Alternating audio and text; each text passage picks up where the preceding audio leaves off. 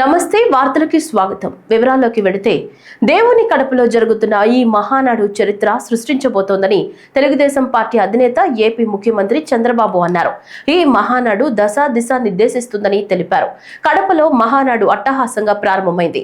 ఈ సందర్భంగా చంద్రబాబు మాట్లాడుతూ కడప గడ్డపై తొలిసారి మహానాడు ఏర్పాటు చేసుకుంటున్నామని, ఈ మహానాడు చరిత్ర సృష్టిస్తుందన్నారు. ఉమ్మడి కడప జిల్లాలో 10కి 7 స్థానాలు గెలిచామని, ఈసారి ఇంకొంచెం కష్టపడి 10కి 10 గెలవాలన్నారు. 2024 ఎన్నికల్లో పార్టీ సాధించిన విజయం అసామాన్యమని, 93% స్ట్రైక్ రేట్ సాధించి అద్భుత విజయం సాధించామని, పార్టీ ఇంతటి విజయాన్ని సాధించిందంటే పసుపు సైనికులే కారణమని చంద్రబాబు తెలిపారు. రాయలసీమలో మహానాడు అంటే తిరుపతిగా ఉండేది. ఇప్పుడు తొలిసారి దేవుని కడపలో, అది కూడా కూటమి ప్రభుత్వం ఏర్పాటైన తర్వాత తొలి మహానాడు కడపలో ఏర్పాటు చేసుకుంటున్నాం. ఈరోజు కడప గడ్డపై జరుగుతున్న ఈ మహానాడు చూస్తే ఎన్నికలై ఏడాది జరుగుతున్నా మీలో ఆ కసి, ఉత్సాహం, ఉద్వేగం ఏమాత్రం తగ్గలేదు. నేను చాలా మహానాడు చూశాను. దగ్గర మనం చూస్తే 34 మహానాళ్ళు మనం జరుపుకున్నాం.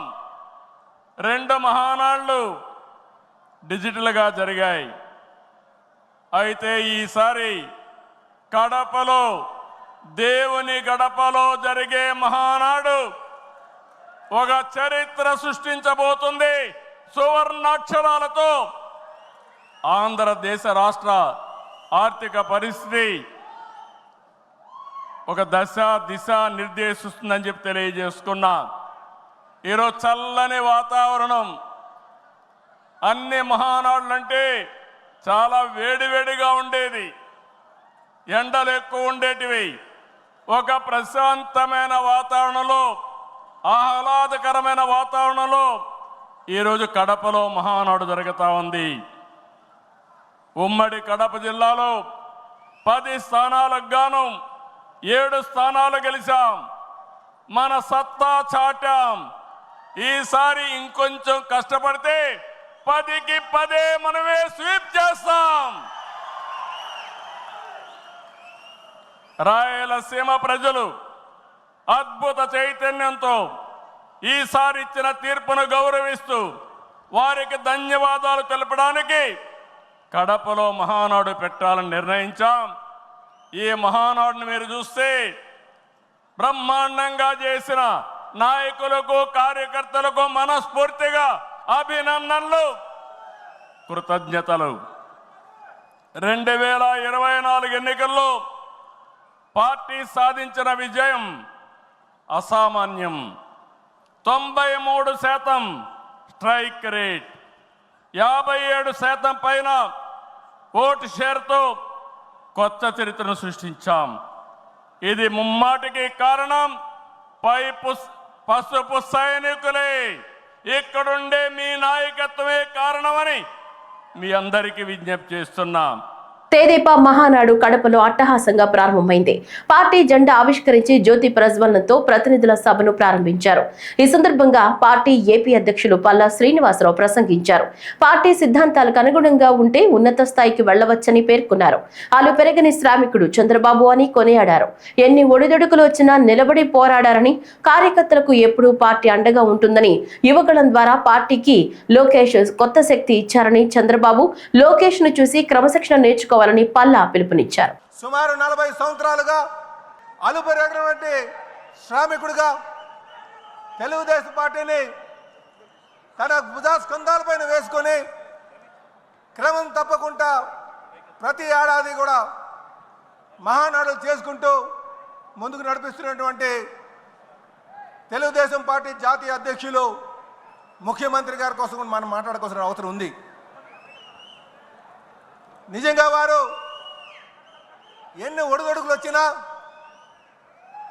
ఎన్ని కష్టాలు వచ్చినా,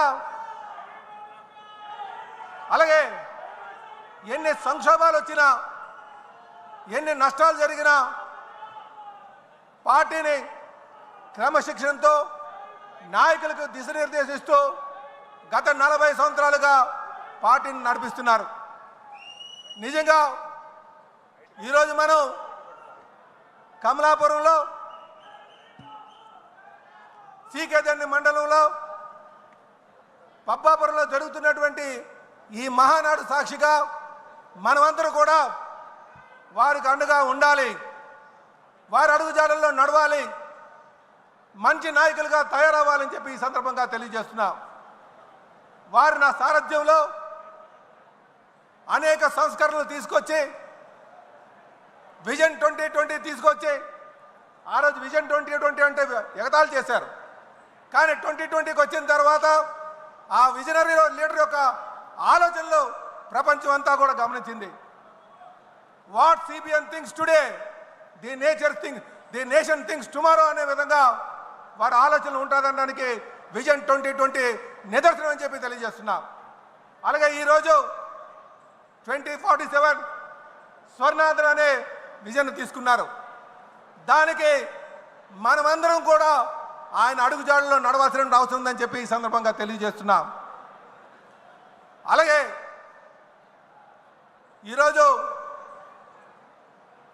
కాలానికి అనుగుణంగా నిర్ణయాలు తీసుకుంటూ యువగలం ద్వారా యువతని పార్టీలోకి తీసుకొచ్చి జవసత్వాలను చేకూర్చినటువంటి లోకేష్ బాబు కోసం మనం మాట్లాడుకోవాల్సిన అవసరం ఉంది.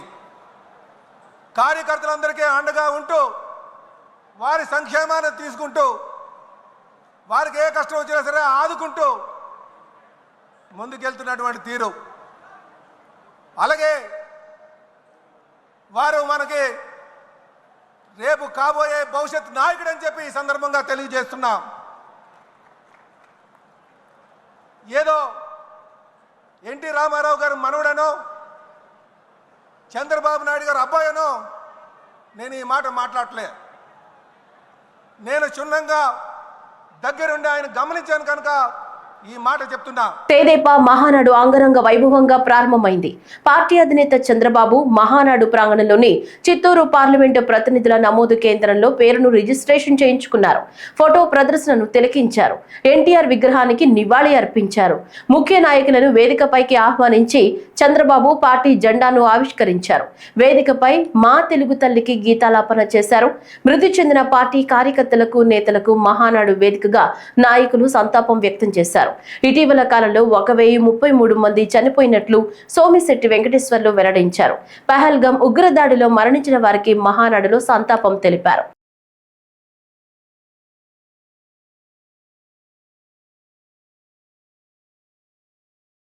అసెంబ్లీ సాక్షిగా గత ప్రభుత్వం హయాంలో తల్లులను అవమానించారని మంత్రి టీడీపీ జాతీయ ప్రధాన కార్యదర్శి నారా లోకేష్ ఆరోపించారు. ఇవాళ మహానాడులో తొలి రోజు ఆయన మాట్లాడుతూ తెలుగు ప్రజల కోసం పోరాడుతోంది కేవలం టీడీపీయేనని అన్నారు.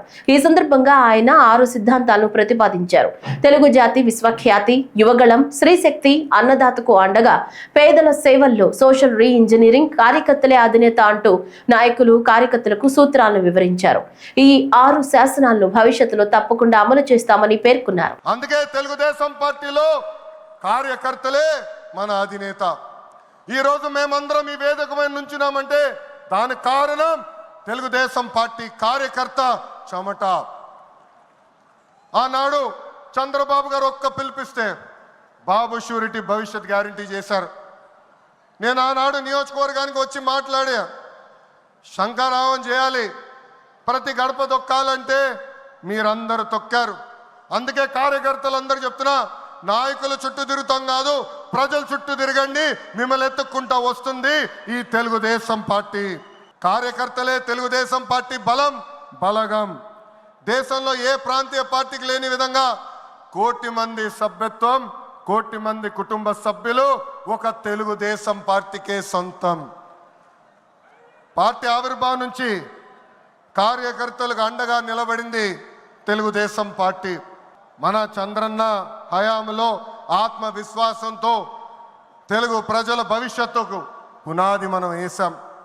ఇప్పుడు అదే స్ఫూర్తితో ప్రజలకు, పార్టీకి, కార్యకర్తలకు మంచి భవిష్యత్తు అందించాలన్న లక్ష్యంతో సరికొత్త నినాదాన్ని రూపొందిస్తున్నాము.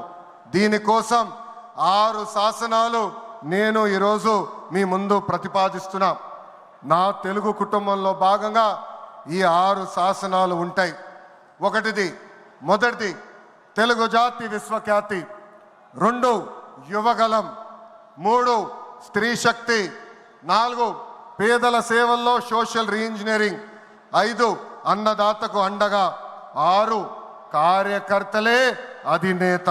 టీడీపీ జాతీయ అధ్యక్ష ఎన్నికకు నోటిఫికేషన్ జారీ చేశారు. ఈ క్రమంలో టీడీపీ మహానాడులో తెలుగుదేశం పార్టీ ప్రధాన కార్యదర్శి వర్లరామయ్య నోటిఫికేషన్ విడుదలైనట్లు ప్రకటించారు. ఈ క్రమంలో సాయంత్రం 5 గంటల వరకు నామినేషన్లు స్వీకరించనున్నట్లు తెలిపారు. రేపు నామినేషన్ల పరిశీలన, అభ్యర్థుల జాబితా ప్రకటించే అవకాశం ఉంటుంది. రేపు సాయంత్రం 4 గంటల తర్వాత మహానాడులో ఎన్నికల ఫలితాలు విడుదలవుతాయని తెలిపారు. ఇదిలా ఉంటే టీడీపీ జాతీయ ప్రధాన కార్యదర్శి మంత్రి నారా లోకేష్ కు పార్టీ కార్యనిర్వాహక అధ్యక్షుడి బాధ్యతలు అప్పగించాలని మంత్రులు, పార్టీ ముఖ్య నేతలు డిమాండ్ చేశారు. ఈ మేరకు మహానాడులో ప్రకటించాలని కోరారు. పార్టీని, ప్రభుత్వాన్ని సమన్వయం చేసుకుంటూ సంవత్సర కాలంగా మన అధినేత ముఖ్యమంత్రిత్వంలో కూటమి ప్రభుత్వం ఏర్పాటై ప్రజారంజక పరిపాలన అందిస్తూ ఉన్నది. పలు ప్రజాహిత కార్యక్రమాలను చేపట్టింది. అభాగ్యులై నిర్లిప్తతతో, నిరాశ నిస్పృహలతో కొట్టుమిట్టాడుతున్న రాష్ట్ర ప్రజానీకానికి భరోసానిచ్చింది. ఇది ప్రజాస్వామ్య పరిపాలన అని నొక్కి ఒక్కాణించింది. సూపర్ 6 పథకాల ద్వారా ప్రజల గుండెల్లో ఆత్మస్థైర్యాన్ని నింపింది. P4 ప్రవేశంతో పేదరికం నిర్మూలన సదుద్దేశంతో ప్రతి ఇంట పారిశ్రామికవేత్తలను తయారు చేయాలని సంకల్పించింది. మెగా డిఎస్సి ద్వారా నిరుద్యోగులకు శుభవార్తనిచ్చింది. నోటిఫికేషన్ విడుదల చేసింది. ల్యాండ్ టైటిలింగ్ యాక్ట్ రద్దు చేసి రైతులకు ఊరట కల్పించింది. మహిళలకు దీపం పథకం కింద 3 గ్యాస్ సిలిండర్లు ఇచ్చి వారి ఇళ్లలో వెలుగు నింపింది. రేపో మాపో బస్సుల్లో మహిళలకు ఉచిత ప్రయాణానికి నాంది పలకబోతుంది. తల్లికి వందనం రేపటి విద్యా సంవత్సరాల ప్రారంభం నుండి అమలు చేయబోతుంది. రైతుకు అన్నదాత సుఖీభవ ద్వారా నగదు అందించబోతుంది. రాష్ట్రమంతా శాంతి భద్రతలు సజావుగా సాగుతున్నాయి. మత సామరస్యం వెల్లివిరిచింది.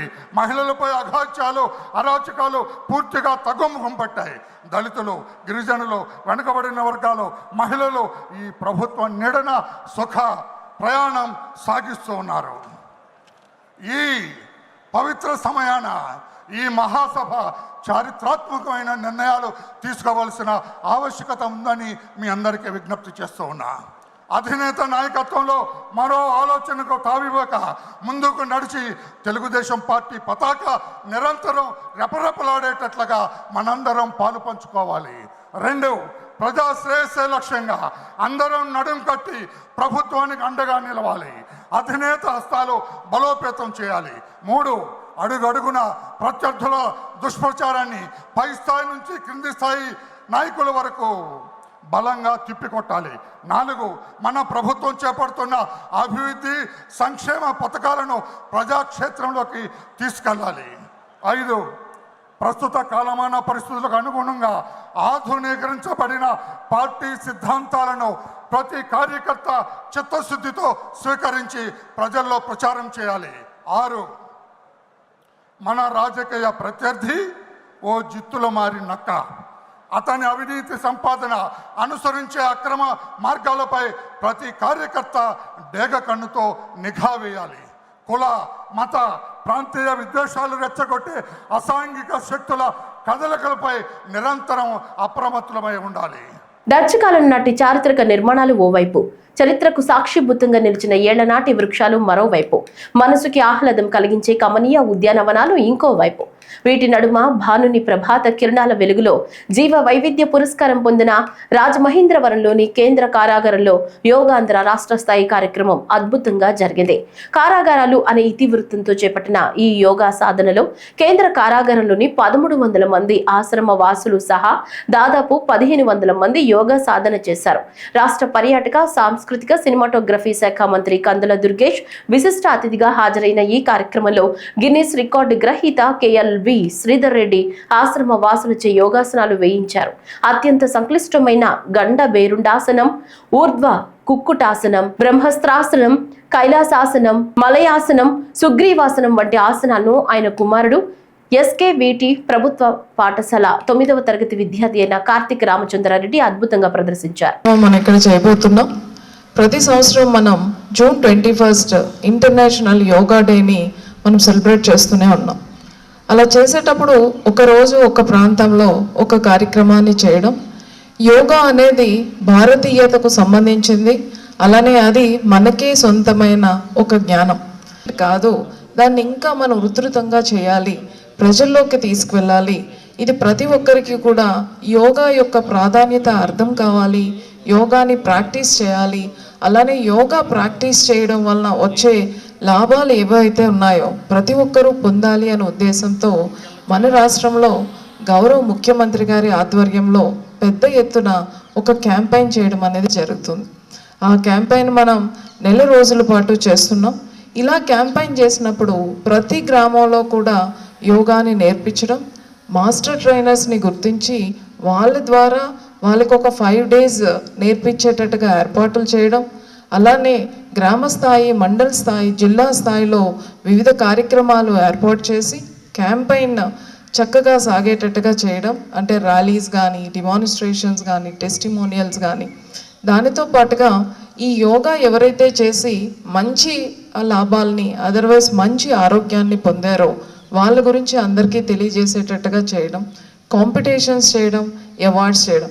సో ఇవన్నీ చేయడం వలన అందరిలో అవగాహన అనేది పెరుగుతుంది అనేది మన యొక్క ఉద్దేశం. ఉగ్రవాదాన్ని, మతోన్మాదాన్ని, యుద్ధోన్మాదాన్ని వ్యతిరేకిస్తూ దేశ సమైక్యత, మత సామరస్యం, ప్రపంచ శాంతి వర్ధిల్లాలి అంటూ సిపిఎం ఆధ్వర్యంలో విజయవాడలో భారీ సమైక్యత ర్యాలీ నిర్వహించారు. ఈ సందర్భంగా లెనిన్ సెంటర్ నుంచి అంబేద్కర్ స్మృతి వనం వరకు సాగిన ర్యాలీ అనంతరం సిపిఎం రాష్ట్ర కార్యదర్శి వి శ్రీనివాసరావు, రాష్ట్ర కార్యదర్శి వర్గ సభ్యులు సిహెచ్ బాబురావు, జిల్లా కార్యదర్శి డివి కృష్ణ, రాష్ట్ర కమిటీ సభ్యులు డి కాశీనాథ్, కె శ్రీదేవి ప్రసంగించారు. హిందూ, ముస్లిం, క్రైస్తవుల ఐక్యత, సమైక్యత, దేశ సమగ్రతను ప్రతిబింబిస్తూ వివిధ మతాలు, సంఘాలు, అసోసియేషన్ల పెద్దలు ఈ కార్యక్రమంలో పాల్గొన్నారు.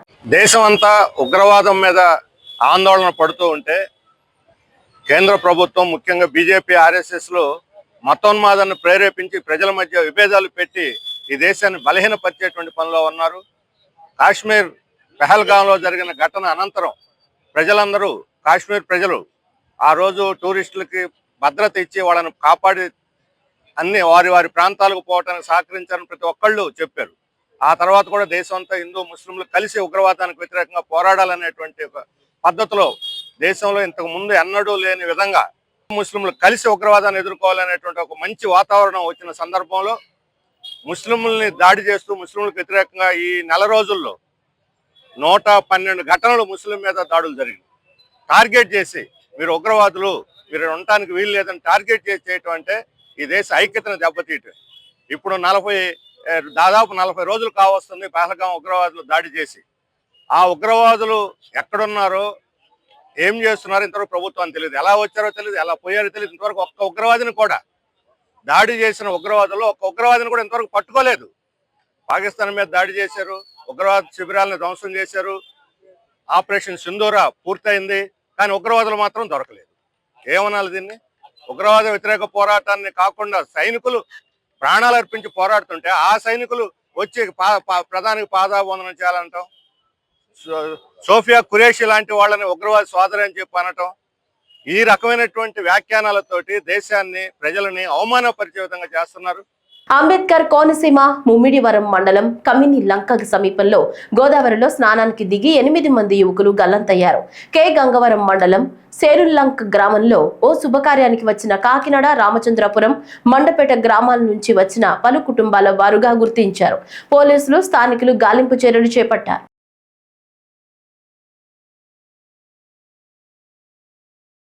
రాష్ట్రంలో ఎన్డీఏ కూటమి ప్రభుత్వంతోనే దళితులు అన్ని రకాలుగా అభివృద్ధి చెందుతున్నారని రాష్ట్ర Madiga corporation chairperson doctor Undavalli Sridevi పేర్కొన్నారు. చిత్తూరు జిల్లా పర్యటనలో భాగంగా స్థానిక ఎస్సీ కార్పొరేషన్ కార్యాలయం నందు సాంఘిక సంక్షేమ మరియు సాధికారత అధికారి జి చిన్నయ్యతో కలిసి మీడియా సమావేశం నిర్వహించారు. ఈ సందర్భంగా మాట్లాడుతూ రాష్ట్రంలో ఎన్డీఏ కూటమి ప్రభుత్వంతోనే దళితులు అన్ని రకాలుగా అభివృద్ధి చెందుతున్నారని తెలిపారు. చిత్తూరు జిల్లాలో ఎస్సీ కార్పొరేషన్ ద్వారా రుణాలు పొంది మాదిగ, మాలలు 2 కులాలు కూడా ఆర్థికంగా సామాజికంగా అభివృద్ధి చెందాలన్నారు. చిత్తూరు జిల్లాలో 954 యూనిట్లు, తిరుపతి జిల్లాలో 1267 యూనిట్లు, మొత్తం 2221 యూనిట్లకు గాను 92 కోట్లు నిధులు మంజూరు చేయడం జరిగిందని తెలిపారు. ఉమ్మడి చిత్తూరు జిల్లాలో ఎస్సీ కార్పొరేషన్ ఆఫీస్కి విజిట్ చేయడానికి వచ్చాము. ఎందుకంటే గత ప్రభుత్వాలు ఏం చేసినాయి, ఇప్పుడు కొత్తగా మనం ఏం చేస్తున్నాం, ఎన్డీఏ కూటమి ప్రభుత్వం వచ్చిన తర్వాత అనేది మీకు చెప్పడానికి ఈ ప్రెస్ మీట్. ఇక్కడ ఆల్మోస్ట్ మీకు గమనిస్తే షాపింగ్ కాంప్లెక్సెస్ 117 ఉన్నాయి. దాన్ని రెనోవేషన్స్ కొరకు ఆల్రెడీ రన్నింగ్ స్టేజ్లో ఉన్నాయి. మంజూరు చేయడం జరిగింది. ఇప్పుడు ఈ ఎన్డీఏ కూటమిలో ఏమేమి చేస్తామో చెప్తున్నాం. తర్వాత మీకు గమనిస్తే చిత్తూరు జిల్లా కాను 954 యూనిట్స్ అండ్ తిరుపతి జిల్లాకి ఆల్మోస్ట్ 1267, టోటల్గా 2221, అంటే 92 కోట్లు శాంక్షన్ అయినాయి. మీరు గత ప్రభుత్వం గమనిస్తే ఇప్పుడే ఈడీ గారు చెప్తున్నారు, చెన్నై గారు, ఇక్కడ ఏమీ అభివృద్ధి అనే మాట లేదు. ఎందుకంటే ఆంధ్రప్రదేశ్ అంటే అక్షర క్రమంలో మనం ముందున్నాం, అభివృద్ధిలో కూడా ముందున్నాం. అంటే ఈ స్టార్ట్స్ విత్ ఆల్ఫాబెట్లో ఏ కనుక మన ఆంధ్రప్రదేశ్ అక్షర క్రమంలో ముందుండి కూడా మనం ఏం సాధించలేదు. గత 5 సంవత్సరాల్లో ఇక్కడ కార్పొరేషన్ లోన్స్ కానీ, ఇన్నోవా కార్స్ కానీ, భూమి కొనుగోలు పథకం కానీ, స్వయం ఉపాధి పథకాలు కానీ, లేదంటే కావాల్సిన ఏమన్నా వాళ్ళకి ఇస్తుంది. మీరు కనుక 2014-19 మధ్యన చంద్రబాబు నాయుడు గారు సీఎంగా ఉన్నప్పుడు ఆల్మోస్ట్ ఆయన 5 సంవత్సరాలు 7.5 లక్షల కోట్లు బడ్జెట్ ఇస్తే అందులో 40,000 కోట్లు ఎస్సీ ఎస్టీ సప్లాన్ నిధులకే ఆయన శాంక్షన్ చేశారు. ఆయన ఇచ్చిన సప్లాన్ నిధుల వల్ల ఆల్మోస్ట్ 4 లక్షల మందికి ఉపాధి కల్పించారు. అంతేకాకుండా ఇంకా కొంతమంది లైక్ ఎవరైనా ఈ స్వయం ఉపాధి చేసుకోవాలన్న వాళ్ళకి అలా లబ్ధి పొందిన వాళ్ళకి 2.5 లక్షల మంది ఉన్నారు. అట్ సీసీ రోడ్స్ అయితేనేంటి, లేకపోతే శ్మశాన వాటికలు, లేదా అంబేద్కర్ భవనాలు, చాలా పెనుమార్పులు జరిగినాయి. లోకేష్ గారు అయితే తను ఐటీ మినిస్టర్, రూరల్ డెవలప్మెంట్ మినిస్టర్గా ఉన్నప్పుడు 4,000 పైన కిలోమీటర్లు ఆయన సీసీ రోడ్స్ వేస్తే ఆల్మోస్ట్ అవి ఎక్కువగా దళితవాడల్లోనే ఉంటా మనం గమనించాలి. ఆ రోజుల్లో ఎవరన్నా కానీ డ్రైవర్స్, ఎప్పుడు డ్రైవర్ అంటే డ్రైవరే కారు నడపకుండా ఆ డ్రైవర్ కూడా ఓనర్ చేసింది చంద్రబాబు నాయుడు గారు. చిత్తూరు జిల్లా ఎస్ఆర్పురం మండలం ఏఆర్పురం పంచాయతీకి చెందిన 7 గ్రామాల ప్రజలు తమ పశువులు మేత మేయడానికి ప్రభుత్వం కేటాయించిన భూమిని ఆక్రమించుకున్నారని, దీంతో పశువులకు మేత లేక ఇబ్బందులకు గురవుతున్నామని జిల్లా సచివాలయంలో ఏర్పాటు చేసిన ప్రజా ఫిర్యాదులు వేదికలో వారు అధికారులకు విన్నవించుకున్నారు. ఎస్ఆర్పురం మండలానికి గత కొన్ని సంవత్సరాలుగా 1,102 ఎకరాలు కుక్రాలకు అనేది ఉండింది. దానివల్ల 7 పంచాయతీలు దాంట్లో పశువులు మేపుకొని జీవనం చేస్తూ ఉండారు, కూలింపు చేసుకుంటూ జీవనం చేస్తున్నారు. మన స్టేట్ గవర్నమెంట్, సెంట్రల్ గవర్నమెంట్కు 1,102 ఎకరాలు డిఆర్డీఓ ప్రాజెక్ట్ చేసింది. దాన్ని అనుకొని ఏఎంపురం పంచాయతీ, ఎస్ఆర్పురం మండలం, ఆర్ఆర్పురం ఎస్టీ కాలనీ, ఆర్ఆర్పురం ఇది ఏఎంపురం ఒడ్డిన్లు, ఏఎంపురం ఆదివాడ, ఏఎంపురం హరిజనవాడ, 5 గ్రామాలు ఆ 18 ఎకరాల పశువుల మేత బయలులో కూలి చేసుకుంటూ పశువులు మేపుకుంటూ మేకలు మేపుకుంటూ జీవనం చేస్తున్నారు. ఒక మూతుపట్టి రైతు మాకు పాస్ పుస్తకాలు ఇస్తున్నారనేసి సృష్టించుకొని అందరినీ దౌర్జన్యంగా 4 రోజులు మమ్మల్ని కొట్టడానికి ఇచ్చేస్తున్నారు. వాళ్ళకి ఎట్ట పాస్ పుస్తకం ఇచ్చారు మాకు తెలియదు, కానీ గవర్నమెంట్ న్యాయం చేయాల్సిందిగా కోరుతున్నాం. ఆంధ్రప్రదేశ్ రాష్ట్రంలో విశాఖ ఉక్కు కర్మాగారాన్ని ఏఐటీసీ మరియు సిఐటియు సంయుక్తంగా విశాఖ ఉక్కు ఆంధ్రుల హక్కు అనే నినాదంతో విశాఖ ఉక్కు కర్మాగారాన్ని ప్రభుత్వం నడిపించాలని, కార్మికులను వెంటనే ఉద్యోగంలోకి తీసుకోవాలని డిమాండ్ చేస్తూ కలెక్టర్ కార్యాలయంలో వినతి పత్రాన్ని సిఐటియు జిల్లా కార్యదర్శి నాగరాజ్ ఆధ్వర్యంలో ప్రజా సమస్యల పరిష్కార వేదికలో వినతి పత్రాన్ని సమర్పించారు. విశాఖ ఉక్కును ప్రభుత్వమే వెంటనే తొలగించిన కాంట్రాక్ట్, తొలగించిన కార్మికులను వెంటనే రాష్ట్ర వ్యాప్తంగా ఏఐటీసీ, సిఐటియు కేంద్ర కార్మిక సంఘాల ఆధ్వర్యంలో మన రాష్ట్రంలో ఉన్నటువంటి విశాఖ ఉక్కు ఆంధ్రుల హక్కు నినాదంతో ఏర్పడినటువంటి విశాఖ ఉక్కును ఈ యొక్క కేంద్ర ప్రభుత్వం, అదేవిధంగా మన రాష్ట్రం ఉన్నటువంటి తెలుగుదేశం ప్రభుత్వం కూడా దానికి ఒత్తాసు పలికే పరిస్థితి ఈరోజు తెలుస్తూ ఉంది. అందుకోసమే మేము కార్మిక సంఘాలుగా వెంటనే దీనిపైన రేపు జరుగుతున్నటువంటి మహానాడులో మీరు కూడా ఖచ్చితంగా చెప్పాలి. ఈ యొక్క విశాఖ ఉక్కు ఫ్యాక్టరీని మేము ప్రైవేటు పరం చేయము, ప్రభుత్వమే నడుపుతామనే యొక్క నినాదాన్ని మీరు తీర్మానాన్ని చేయాలని కూడా ఈ సందర్భంగా తెలుగుదేశం పార్టీ ఏబీవీపీ ఆధ్వర్యంలో పర్మిషన్ లేకుండా అడ్మిషన్లు ఎలా తీసుకుంటారని ఇప్పటికీ 140 అడ్మిషన్స్ చేశారని ఏబీవీపీ నాయకులు మండిపడ్డారు. డిఈఓ, ఎంఈఓ, ఎం నారాయణ స్కూల్ అడ్మిషన్లు తీసుకుంటుంటే ఏం చేస్తున్నారని ప్రశ్నించారు. ఈ సందర్భంగా ఏబీవీపీ నాయకులు సమీర్, సంజయ్ చైర్లు విరగ్గొట్టి నిరసనలు తెలిపారు.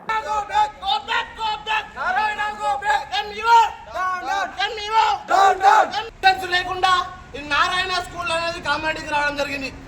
ఎటువంటి పర్మిషన్స్ లేకుండా అడ్మిషన్ ఫామ్ ఎటువంటి పర్మిషన్స్ లేకుండా అడ్మిషన్ ఫామ్ చేసి ఇప్పటికీ 140 అడ్మిషన్ చేయడం జరిగింది. ఇక్కడ అడ్మిషన్స్ ఇప్పటికీ మొన్న వారం రోజుల కింద ఇక్కడికి వస్తే ప్రిన్సిపల్ సార్ ఏమని చెప్పారంటే మాకు 1 వీక్ టైం ఇవ్వండి, పర్మిషన్ తీసుకొచ్చుకుంటామని చెప్పారు.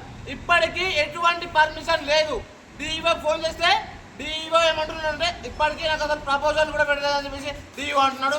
ఎంఈఓ మొత్తం ఫోన్ స్విచ్ ఆఫ్ పెట్టుకున్నాడు. ఎంఈఓ 100% చెప్తున్నాం. ఎంఈఓ నారాయణ కాలేజ్ ఏదైతే ఉందో స్కూల్ ఏదైతే ఉందో ఇక్కడ లంచం తీసుకున్నాడు. ఎంఈఓ లంచం తీసుకున్నాడు కాబట్టి ఫోన్ లిఫ్ట్ చేయట్లేదు, ఫోన్ లిఫ్ట్ చేసి మాట్లాడట్లేదు. ఇప్పటికీ ఒక 50 సార్లు ఫోన్ చేసినా కానీ ఫోన్ లిఫ్ట్ చేయట్లేదు, ఫోన్ మాట్లాడట్లేదు. ఇటువంటి పర్మిషన్ లేకుండా పాంప్లెట్స్ నడిపిస్తున్నారు, ఇక్కడ అడ్మిషన్ చేస్తున్నారు. ఇవన్నీ పని చేయాలా? నారాయణ స్కూల్ ఏదైతే ఉందో దీన్ని వెంటనే సీజ్ చేయాలని చెప్పేసి ఇప్పటికీ చాలా సార్లు పై అధికారులకు చెప్పాము. ఎవరు చెప్పినా పట్టించుకొని పరిస్థితి నారాయణ కాలేజ్ ఇక్కడ సమాధానం చెప్పే వరకు ఈ నిరసన ఆగదు. ఈ గేట్కు తాళం వేసే వరకు కూడా, సీల్ వేసే వరకు కూడా దీన్ని ఆపమని చెప్పేసి ఈరోజు 100% చెప్తా ఉన్నాం. అభివృద్ధి పనులను అడ్డుకుంటున్నారంటూ రామాంతపూర్ ఇందిరానగర్ లో రామాంతపూర్ కార్పొరేటర్ శ్రీవాణి వెంకట్రావు ఇంటి వద్ద బాలకృష్ణ నగర్ కాలనీ వాసులు నిరసన తెలిపారు. ఈ సందర్భంగా తమ కాలనీలో డ్రైనేజీ పైప్ లైన్ అభివృద్ధి కోసం 72 లక్షల రూపాయల పనులు శాంక్షన్ అయితే ఆ పనులను స్థానిక బీజేపీ కార్పొరేటర్ అడ్డుకుంటున్నారని ఆరోపిస్తూ ఇంటి వద్ద ధర్నా నిర్వహించారు. ఈ సందర్భంగా కాలనీ వాసులు మాట్లాడుతూ రామాంతపూర్ డివిజన్లోని బాలకృష్ణ నగర్ కు డ్రైనేజీ లైన్ లేనందున స్థానిక కార్పొరేటర్ నుంచి మొదలు సీఎం, పీఎం, రాష్ట్రపతి వరకు సమస్యను తీసుకెళ్లామని, సమస్యను గుర్తించి 72 లక్షల పనులు శాంక్షన్ అయ్యాయని, కానీ స్థానిక బీజేపీ కార్పొరేటర్ ఆ పనులను అడ్డుకుంటున్నారని, అందుకే కార్పొరేటర్ ఇంటి వద్ద నిరసనకు దిగినట్లు వారు తెలిపారు. కార్పొరేటర్ గెలుపు కోసం కృషి చేసినందుకు మా అభివృద్ధి పనులను అడ్డుకుంటారా అంటూ ఆ కాలనీ వాసులతో పాటు యువమోర్చా బీజేపీ నాయకుడు మహేశ్వర్ రెడ్డి ఆగ్రహం వ్యక్తం చేశారు. కార్పొరేటర్ గారు బయటకు వచ్చి స్పందించాలి. అధికారులతో మాట్లాడి పనులు ప్రారంభించాలి. అధికారులతో మా పైప్ లైన్ మార్చాలనుకుంటే తస్మత్ జాగ్రత్త. మా పైప్ లైన్ మార్చాలనుకుంటే తస్మత్ జాగ్రత్త.